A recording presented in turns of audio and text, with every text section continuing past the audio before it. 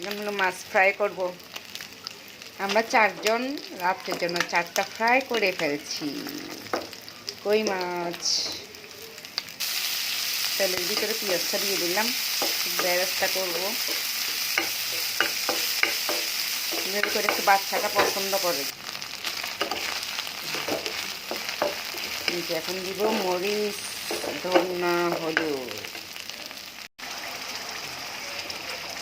কষাবো, তারপরে মাছ দিব।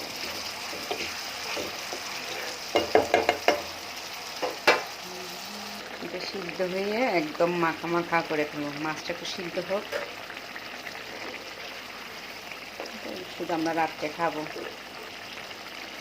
আজকে দুপুরে আমাদের একটু ভর্তা দিয়ে খাওয়া হয়েছে, তাই রাত্রে তো আর ভর্তা দিয়ে খাবো না। এখন মাছ বোনা চলবে। এই চুলায় ভাত,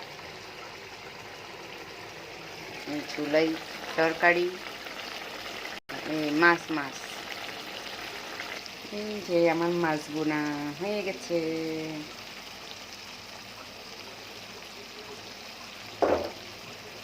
মাশাআল্লাহ, সে হয়েছে, অনেক সুন্দর। মাশাআল্লাহ মাশাআল্লাহ, নিজের রান্না নিজে প্রশংসা করছি। 100-100।